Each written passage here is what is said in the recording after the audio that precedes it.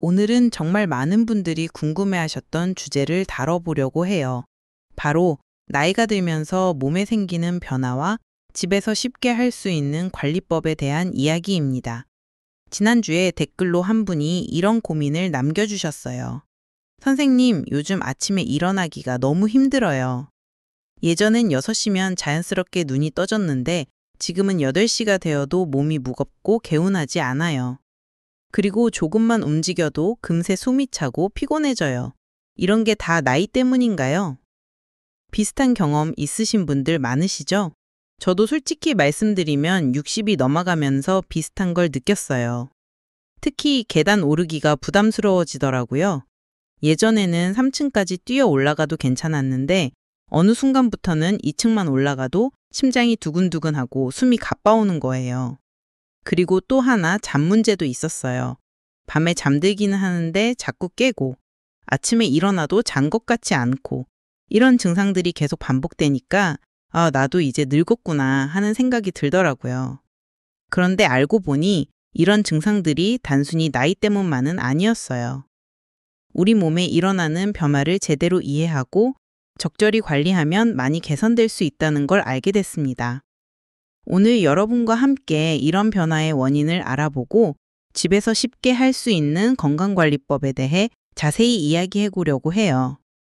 특히 오늘 다룰 주제는 많은 분들이 놀라실 수도 있는데요. 바로 주방에 있는 베이킹소다에 관한 이야기입니다. 혹시 베이킹소다 집에 있으신가요? 보통 청소할 때 쓰시죠? 냄새 제거하거나 기름때 닦을 때 사용하시는데 이게 우리 몸 건강에도 도움이 될 수 있다는 걸 아시나요? 물론 아무렇게나 사용하면 안 되고 정확한 방법을 알고 써야 해요. 오늘 그 방법을 자세히 알려드릴게요. 그럼 먼저 우리 몸에 어떤 변화가 일어나는지 쉽게 설명해 드릴게요. 첫 번째, 혈액의 변화. 나이가 들면서 우리 몸은 조금씩 산성화됩니다. 이게 무슨 말인지 쉽게 설명해 드릴게요. 우리 몸은 pH라는 수치로 산성과 알칼리성을 측정할 수 있어요. 건강한 상태에서는 pH 7.35에서 7.45 정도를 유지해야 하는데 나이가 들면서 이 수치가 조금씩 산성 쪽으로 기울어집니다. 왜 그럴까요? 여러 이유가 있어요. 스트레스, 육류 위주의 식단, 운동 부족, 약물 복용 등이 모두 영향을 줍니다. 마치 오래된 수도관에 녹이 슬듯이 우리 혈관도 조금씩 변화가 생기는 거예요. 혈액이 끈적끈적해지고 산소가 잘 돌지 않게 되는 겁니다. 두 번째, 산소 공급의 문제. 혈액이 끈적해지면 어떤 일이 생길까요? 가장 먼저 뇌에 산소가 부족해집니다. 그러면 머리가 멍해지고 집중력이 떨어지고 기억력도 나빠져요. 내가 뭘 하려고 했더라? 이런 일이 자주 생기죠. 근육에도 산소가 부족해지니까 쉽게 피곤해지고 조금만 움직여도 숨이 차게 됩니다. 심장도 마찬가지예요. 끈적한 혈액을 온몸에 보내려면 더 세게 뛰어야 하니까 심장에 부담이 가죠. 세 번째, 수면의 질 저하. 뇌에 산소가 부족하면 수면의 질도 떨어집니다. 깊은 잠을 자지 못하고 자꾸 깨게 되고 아침에 일어나도 개운하지 않아요. 이런 상태가 계속되면 낮에도 피곤하고 밤에도 잠이 안 오는 악순환이 반복됩니다. 베이킹소다의 역할. 여기서 베이킹소다가 어떤 역할을 하는지 알아보겠습니다. 베이킹소다는 화학 이름으로 중탄산 나트륨이라고 해요. 알칼리성 물질입니다. 우리 몸이 산성화되었을 때 베이킹소다가 이걸 중화시켜주는 역할을 해요. 마치 위산이 올라와서 속이 쓰릴 때 소화제를 먹는 것과 비슷한 원리죠. 구체적으로는 혈액 내에 과도한 산을 중화시켜서 산소가 잘 돌 수 있는 환경을 만들어줍니다. 실제로 운동 생리학에서는 베이킹소다를 버퍼링 에이전트라고 불러요. 근육에 쌓이는 젖산을 중화시켜서 피로를 덜 느끼게 해주거든요. 운동선수들이 경기 전에 베이킹소다를 섭취하는 경우도 있어요. 물론 정확한 용량과 타이밍을 지켜야 하지만요.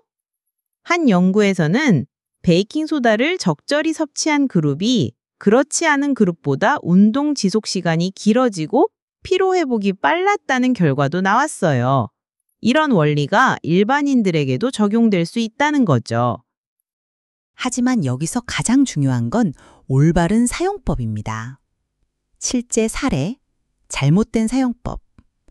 제가 아는 한 분 이야기를 해드릴게요.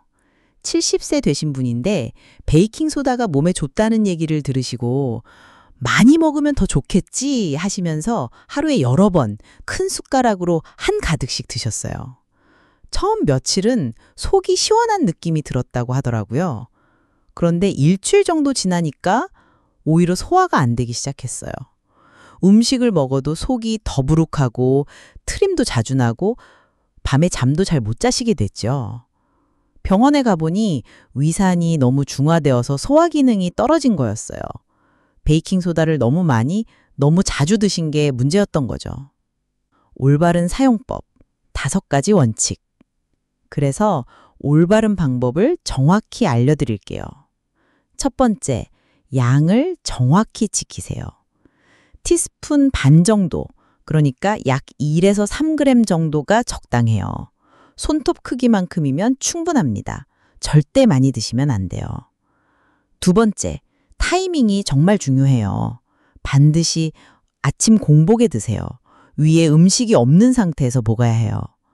미지근한 물 1컵, 약 200ml 정도의 베이킹소다를 넣고 잘 저어서 천천히 드시면 됩니다. 너무 차갑거나 뜨거운 물은 안 좋아요. 세 번째, 빈도를 지키세요. 매일 드시면 안 됩니다. 일주일에 3번, 그러니까 하루 걸러 하루씩 드시는 게 좋아요. 월, 수, 금 이런 식으로 하시면 돼요. 네 번째, 절대 하지 말아야 할 것들.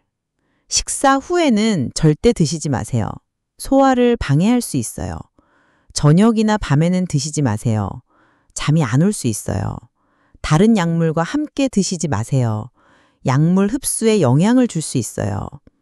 5번째, 이런 분들은 주의하세요. 고혈압 약을 드시는 분들은 의사와 상담하세요. 심장 질환이 있으신 분들도 마찬가지예요. 위궤양이나 위염이 있으신 분들도 조심하세요. 실제 사용 방법, 따라해보기. 그럼 실제로 어떻게 하는지 단계별로 알려드릴게요. 아침에 일어나서 양치질을 하세요. 미지근한 물 1컵을 준비해요. 베이킹소다를 티스푼 반 정도 넣고 잘 저어주세요. 천천히 5분 정도에 걸쳐 마시세요. 30분 정도 후에 아침 식사를 하세요. 이렇게 하시면 됩니다. 어렵지 않죠?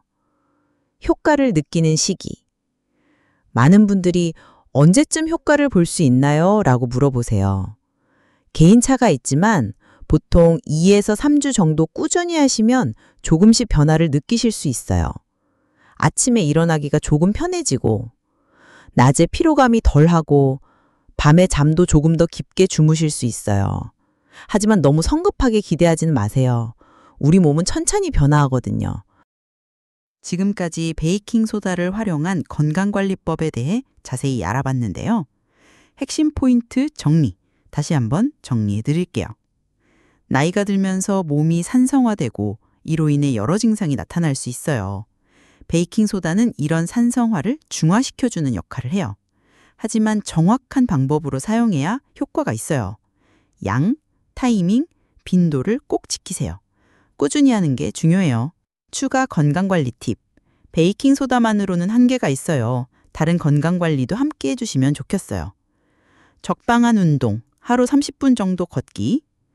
충분한 수분 섭취, 하루 6에서 8잔 정도. 규칙적인 수면, 11시 전에 잠자리에 들기. 스트레스 관리, 명상이나 취미 활동.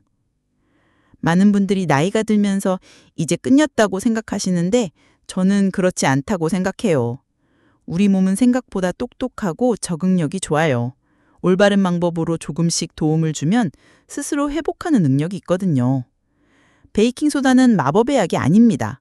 하지만 우리 몸의 균형을 잡아주는 작은 도움은 될 수 있어요. 중요한 건 꾸준함입니다. 하루 이틀 해보고 효과가 없다고 포기하지 마세요.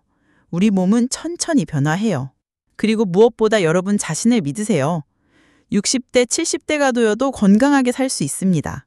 지금부터라도 시작하면 됩니다. 건강은 거창한 계획에서 오는 것이 아니라 매일매일 작은 관심과 실천에서 나와요.